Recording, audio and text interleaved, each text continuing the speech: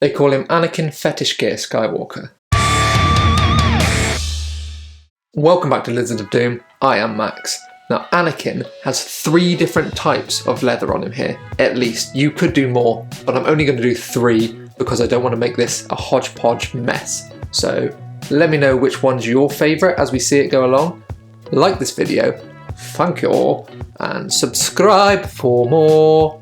This is where Anakin is currently at. As you can see, there's a lot of white space that needs to be leather.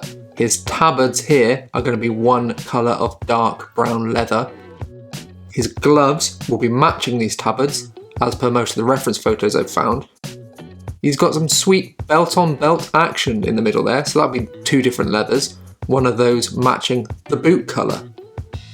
I think that's more than enough different colour leathers for one miniature. The base of the dark leather will be Abaddon black, and the base for all the others will be, yes you guessed it, coming back for the 3rd time, Rhinox hide. This miniature is pretty much based in Rhinox hide all over. It was used in all of the brown robes and also for his hair. The first thing to do is to get these out on the wet palette and water them down, thin them so they are not going on too thick. These Games Workshop paints have a tendency of being super thick. Look at this black, it's like tar. So we need to get that to a workable consistency so we can apply it to the model without losing any detail. After that, the brown. I find this brown less thick than Abaddon black, but still look at that thick syrupy texture. This is too thick. And if you're putting this straight on your miniature, you will be losing detail for sure. Just a little bit of water, because this is water-based acrylic paint. And I'll thinly apply that in multiple layers all over the areas you'd like to be leather, until you are left with something like this. The belt-on-belt action in the middle is a little bit unreadable.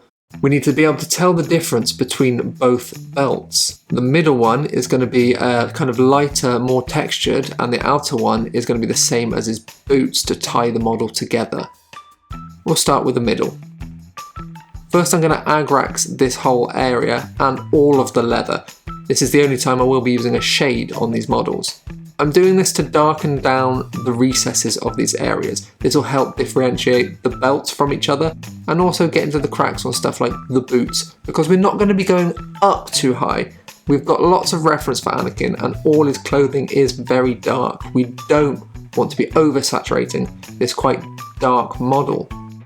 Once we've done that, it did unfortunately make the black a little dusty looking, so I did go back over the black with a Abaddon black base before I worked on that later on. For the first of Anakin's leathers, we're going to be doing a nice scratched worn effect. These are the 2 paints I'll be using here. Oak Brown and Monster Brown from the Army Painter range. These need shaking well. I find Army Painter paints to be a little bit lower quality than Games Workshop, but this is why I'm using them, because they've got a very gloss finish. Whereas Games Workshop is satin, these are very gloss it seems. First of all, I'll be picking out the middle belt with this oak brown. This will be an all over layer just to differentiate between that and the belt behind it. Leaving the recesses in that Rhinox hide shaded with Agrax Earthshade.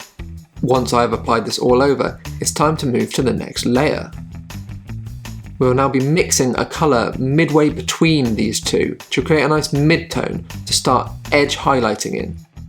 This edge highlight isn't your classic smooth edge highlight. I'm trying to add a little bit of texture here. I'm not worried about how thin my lines are really. This is to make the edges of these pockets and belt area look worn and a bit battered. This makes it look like he's been fighting in the Clone Wars for years, and adds some nice texture to this otherwise very smooth model. After this, I come in with the lighter brown and add it to the corners of everything to make it look like they've worn the most, and then do little kind of jaggedy highlights on the edges in between them. This is where the leather has chipped very deeply and scratched very deeply. If you would like to see a more in-depth tutorial of this, where I get to work in larger areas, have a look at the video up in the top corner now. That one is my Kill Team in a Day video, and I get to do it on the Krieg Boys backpacks with more large scratches, and you really see the effect take shape there. For the second leather, we're going to be doing edge highlighting in a colour palette akin to the Clone Wars animated series Anakin's armour. I'm going back in with some Rhinox hide just to crisp up these panels from where they have been dulled a bit with the Agrax Earthshade wash. This will draw them out from the recesses surrounding them. As you can see, nice and crisp. Dark bits around the edges of the shin pads and the straps around the boots and areas like that. This is what we were aiming for with that step. And you can see that on the belt in the middle too. They're now standing out from the other belt. The double belt situation is a bit of a nightmare for reading this miniature. These are the two paints we'll be using, Blood Reaver Flesh and Night Questor Flesh, moving from dark to light as we edge highlight. Very carefully, using the very point of your brush, or even if you can get away with it, using the side of your brush, as that picks up the high edge and prevents you from accidentally applying too much pressure and putting down a too thick line. Don't be afraid to tidy back up with the base colour underneath this to keep your lines nice and thin. As you can see, I'm trying to use the side of the tip here to get this shin pad detail to pop out from the boot. This is a very subtle highlight, this edge highlight. Very heavy metal style. Well, they go a bit bonkers with the edge highlights.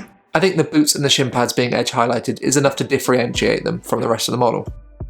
And there we go, edge highlights done. You can see that edge of the shin pad now stands out from the boot behind it. And we'll move on to the highlight. Just putting small amounts of the Night Questor Flesh at the very tops of these highlights. Small little lines and dots on the corners. Just making sure that this looks like it's catching the sunlight from above. All of Anakin's leathers are very dark and it is difficult to paint these without oversaturating them, so I would rather go too dark than too bright on this miniature to keep it in character. Once we've done that, you can have a look at his little side of his leg there. That's the best place to observe this effect. And on the belt in the middle and on the side of that leg there. Things are just separate, but it's still very dark brown leather, nice and subtle, not too much colour on emo Anakin. Now the third colour is where it gets a little bit confusing. Looking at reference images, is this black? Is this brown? I don't know.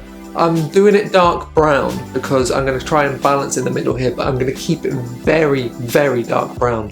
So I'm only going to be using two colours to build this up. Abaddon Black, the original base, and Rhinox Hide. It's going to be dark. This is the highest we're going, is Rhinox Hide. We need to put the Abaddon Black on the palette next to the Rhinox Hide and thin that down a little bit so it's not too tarry. And then we can start mixing the colours, drawing them together in the middle to create some kind of mid-tone. We're going to be building up in thin glazes and layers till we get something that I'm happy with. Starting on all the top areas, we'll be applying these very thin layers, and then I'll be slowly mixing and moving up through to pure Rhinox Hide at the very highest points. This is going to be a very subtle effect, and you will only really see it if you're looking for it, but hopefully it'll look like a smooth transition and your eye will just read it as a dark browny black leather.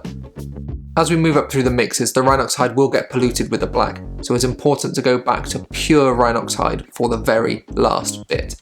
And thin that down like we have done all the others to a very, very thin consistency to get our glazes going on the very top edges of all the folds. Now you can see that it is subtle, but it is there. This is very dark brown leather.